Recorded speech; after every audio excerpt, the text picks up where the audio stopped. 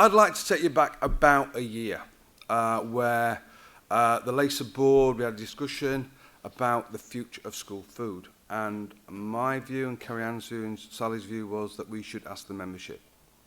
And the membership gave us a clear direction about retention of Key Stage 1, rollout of Key Stage 2 across the whole of the UK, and holiday hunger, child poverty, issues around that. It just seems to me that you out there know the business. And it is very rewarding. Miles is absolutely right. It is rewarding.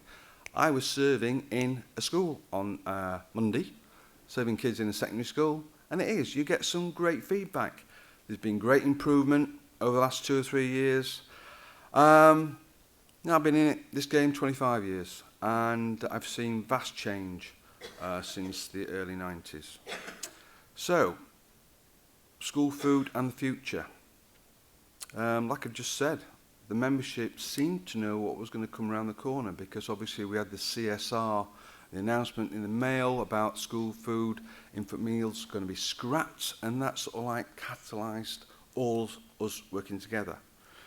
And at the main event, I was committed, or I did commit, both myself and the LACA board, that we would work together with the Children's Food Trust and other organisations for the betterment of our service.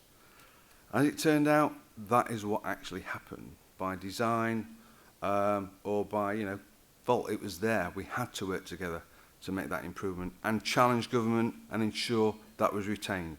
And we did. Miles talks about the EBGB moment. It was a little bit more stressful than that. Day in, day out, we had weekly meetings on the phone. And basically, I think, without that challenge to government, they may have gone. Yes, it was in the manifesto, but you're talking £650 million. And that's a significant amount of money. And Pat's just mentioned there was an element of luck in there. I don't think it was anything to do with luck. It was about all those people as part of that working group working together to ensure that that intervention, that infant-free school meals, was retained. And that proves what can be done. I think also evidence. Miles talks about evidence. We are already talking to people about how we gather evidence. We've had numerous meetings over the past few weeks about how to do it, how do we measure, how do we compare from year on year, because you need a baseline figure, and actually, how do we fund that? So I'd like you as LACA members to consider that question. Don't have to answer it now, but we need to fund it in some shape or form, and it needs to be a long-term plan. It needs to be over 3, 4, 5 years for making the case for retention and rollout of school meals, free school meals. But also, the evidence based on the wider economic impact of school food. We talk about the investment made by government in terms of equipment, new kitchens, but also the investment that companies have made and that service providers have made, jobs. And we talk about risk and jeopardy. There's a jeopardy to the government if they lose thousands of jobs if they take this money away. But I believe there's a greater jeopardy, and that's a jeopardy to children's health and well-being. The child should be at the very centre of everything we do. If we don't think that way, we should not be in this industry. It is all about the child. So, the future of school food. Miles talks about the plan. Very good plan.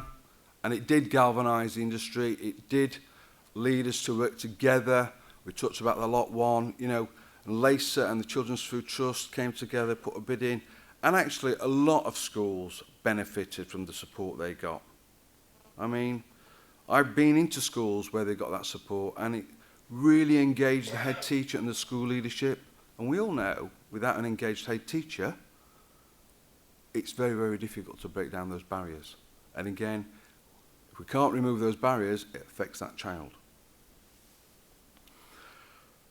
Looking ahead, and I believe the school food plan is a plan. It's time-bound. The department have said, they're not going to fund it earlier on, so how is that going to be funded in the future? How is it going to look? How can we continue this good work? that we've already started. It's a long, long journey, and we'll be talking about school food improvement in the next 4, 5, 6, 7 years. And it's not about this Parliament, where the government have committed to funding through the CSR, but it's about the next Parliament. Schools out there are under pressure, service providers are out there under pressure. Things like living wage, sugar. We need to understand that costs will go up and funding probably shrink. So we'll come to a pinch point at some time in the future. That £2.30 isn't going to change at the end of this Parliament. How do we come together as an industry to ensure that we can still deliver excellence in service? So, working together, a leadership group of some shape or form. I don't want to see a talking shop. I want to see a group, not necessarily an expert panel, because I don't class myself as an expert. I want to see a group that is interactive, that challenges each other, challenges themselves, but also can challenge government to think about what we're doing. Not now, not next year, but in 5 years' time. We have to be forward thinking. We need to continue that vision.